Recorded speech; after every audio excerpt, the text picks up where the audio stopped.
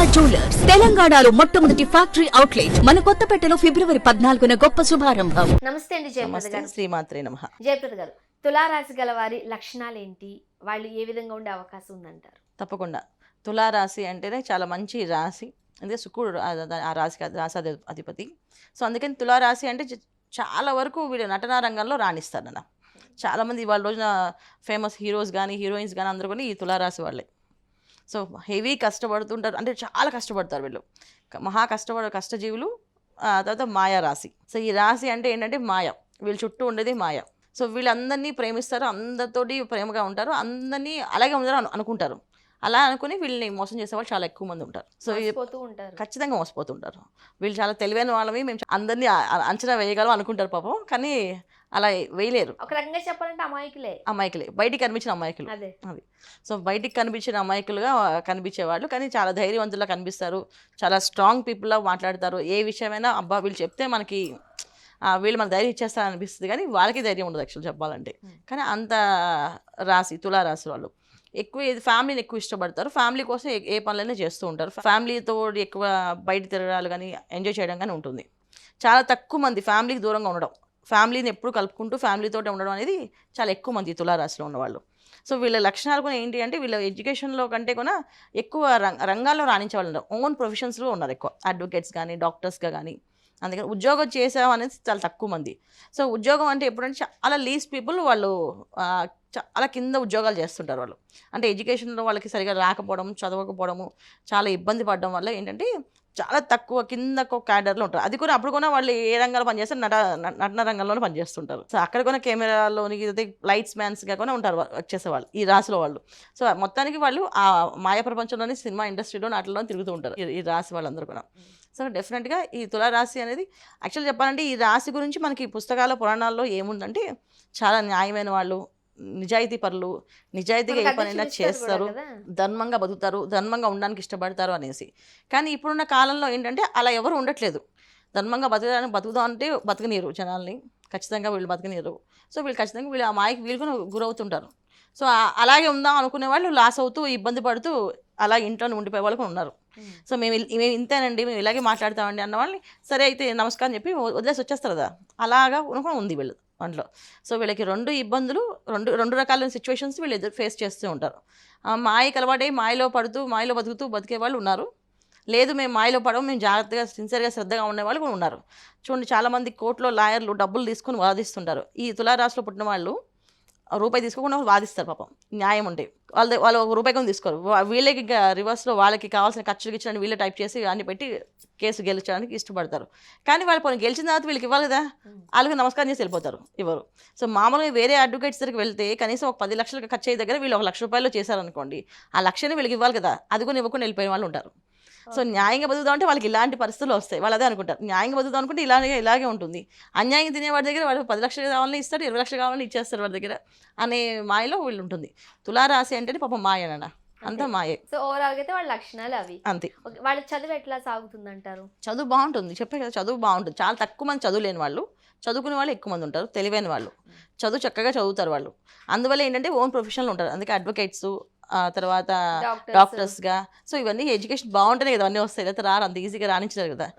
తర్వాత నటన రంగంలో రాణించాలంటే, సినిమా ఇండస్ట్రీలో ఒక యాక్టర్గా రావాలంటే ఎన్ని కష్టాలు పడాలి వాళ్ళు, పొద్దున్న వాళ్ళు చాలా కష్టపడతారు కదా, 100% కష్టపడతారు వీళ్ళు. అందుకని బాగుంటుంది లైఫ్లో. వీళ్ళది రాంగ్ అని చెప్పడానికి ఏం లేదు, వీళ్ళన్నీ రైట్ పర్సన్సే.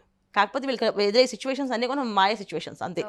దానిలో మాయలో పడి భ్రమలో పడి పాపం ఇబ్బంది పడుతూ ఉంటారు, అదే వీళ్ళ సిచ్యువేషన్స్. ఇప్పుడు తులారాశి గలవారు ఉద్యోగం చేస్తే మంచిదా, లేదు అని అంటే ఓన్ బిజినెసెస్ ఏమైనా పెట్టుకుంటే మంచిదా, దేనిలో రాణించగలుగుతారు? ఓన్ ప్రొఫెషన్స్ రాణిస్తారు వీళ్ళు. ఎందుకంటే వీళ్ళు ఉద్యోగంగా చేయలేరు. అక్కడ అబద్ధం చెప్పాలి అన్నప్పుడు వీళ్ళు మన మనసులో నలిగిపోతూ ఉంటారు.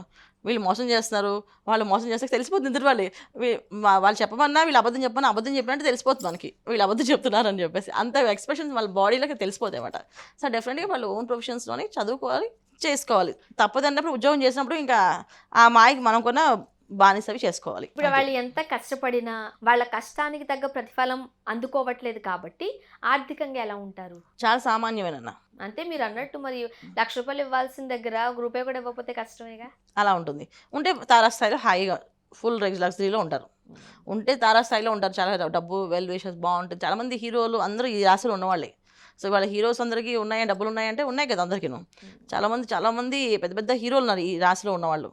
సో వాళ్ళంతా డబ్బు ఉంది, డబ్బు లేకపోవడం ఏం కాదు, కొంతమందికి ఉండదు అంతే, అందరికీ కాదు. వాళ్ళతో పోల్చుకోకుండా మనం మామూలు సామాన్యంగా చూసుకుంటే మాత్రం చాలా తక్కువ మంది బాగా కష్టపడి అదృష్టం బాగా కలిసి వస్తే వీళ్ళు బ్రహ్మాండంగా రాణించగలుగుతారు. వైవాహిక జీవితం ఎట్లా ఉంటుంది? బాగుంటుంది, వైవాహిక జీవితం బాగానే ఉంటుంది. కుటుంబ ఎందుకంటే సమస్యలు కుటుంబ సమస్యలు ఏమి ఉండవు వీళ్ళకి. ఎందుకంటే వీళ్ళకి వచ్చే భార్య భర్త అయినా, ఒకళ్ళ అమ్మాయి అయితే హస్బెండ్, అలాగే ఆ అబ్బాయి అయితే వైఫ్, ఇద్దరు కొన తెలివైన వాళ్ళు. ఓకే. ఖచ్చితంగా వీళ్ళకి గైడెన్స్ ఇస్తారు, గైడెన్స్ ఇచ్చి తీరుతారు.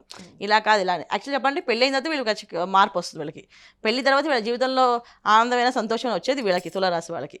చాలా మంది పెళ్లితో పోతున్నారు, వీళ్ళకి పెళ్లితో ఆనందం వస్తుంది. మంచిదే అది. చాలా మంచి అవకాశం వాళ్ళకి. ఓకే. కాస్త ఇబ్బందులు ఉన్నాయి కాబట్టి పరిష్కార మార్గాలు ఏం సూచిస్తారు? అంటే ఇవి ఏం చేస్తే మంచిది? ఖచ్చితంగా వీళ్ళు దైవారాధన చేస్తారు నాన్న. వీళ్ళు భక్తులే, వీళ్ళు ఈ రకమైన భక్తి ఆ రకమైన భక్తి కదా, మామూలు భక్తిగా చాలా భక్తులు అంట వీళ్ళు.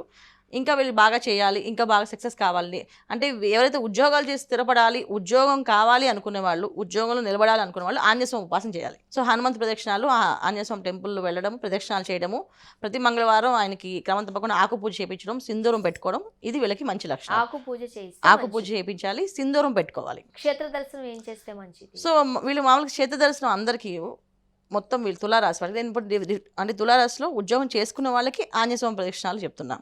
కొంతమంది ఓన్ ప్రొఫెషనల్స్లో ఉన్న అనుకున్న వాళ్ళకి సో ఈ లక్ష్మీ ఉపాసన, సో మహాలక్ష్మి ఉపాసన చేయాలి వీళ్ళు. ఓకే. సో మహాలక్ష్మి అమ్మవారిని పూజ చేయడం కానీ, ఆవిడకి సాయంత్రం అంటే పొద్దున early morning 6 o'clock, evening 6 o'clock ఇలా పూజ చేయడం కానీ చేయడం వల్ల ఓన్ ప్రొఫెషనల్గా వీళ్ళకి ఒక మంచి పేరు, గుర్తింపు, డబ్బులు వస్తాయి.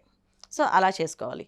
తర్వాత సినిమా ఇండస్ట్రీలో ఆ రంగాల్లో ఉన్నవాళ్ళు వెంకటేశ్వర స్వామి ప్రార్థన చేయాలి, వెంకటేశ్వరం పూజ చేసుకోవాలి. ఈ దాంట్లో 3 ప్రొఫెషన్స్లో ఉన్న వాళ్ళు ముగ్గురు ఇలా డిఫరెంట్ చేసుకోవాలి. మరి క్షేత్ర దర్శనం వెళ్ళాలి అని క్షేత్ర దర్శనం వచ్చినప్పుడు తిరుమల వెంకటేశ్వరం దర్శనం ఓకే. ఎప్పుడైనా సరే, తులారాశి వాళ్ళే ఎప్పుడైనా సరే తిరుమల దర్శనానికి వెళ్ళాలి. ఎందుకు రీజన్స్ అంటే 7 కొండలు ఎక్కితే మనకి 7 గ్రహాలకు శాంతి అయినట్టు అనిపిస్తుంది. అందుకని మనం తిరుమల దర్శనం చేయమని చెప్తాం ఎప్పుడు.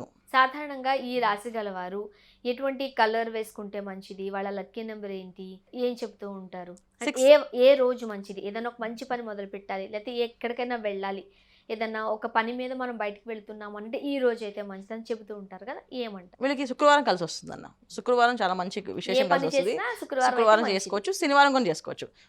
శనివారాలు ఈ 2 కలిసి వస్తాయి వీళ్ళకి. సో కలిసి వచ్చే రంగులు వీళ్ళకి వైట్ కలర్ ఎక్కువ కలిసి వస్తుంది. ఎక్కువ వైట్ కలర్, లైట్ కలర్స్ వాడడం వల్ల వీళ్ళకి బాగా కలిసి వస్తుంది, చాలా మంచిగా ఉంటుంది. సో లక్కీ నెంబర్స్ వచ్చేసి వీళ్ళకి 6వ number lucky number. Only 1 number. 1 number. Okay. 6 అంటే 6తో పాటు పక్కన ఏ నెంబర్ పెట్టచ్చు, కానీ ఫస్ట్ నెంబర్ ప్రయారిటీ 6. జయప్రద గారు, తులారాశి గలవారు లక్షణాలు ఎలా ఉంటాయి అండ్ వాళ్ళ పర్సనాలిటీ ఏంటి, వాళ్ళ లైఫ్ స్టైల్ ఎలా ఉంటే బాగుంటుంది, అలానే చక్కటి పరిష్కార మార్గాలు సూచించారు. ధన్యవాదాలు. నమస్కారం. శ్రీమాత్రే నమః.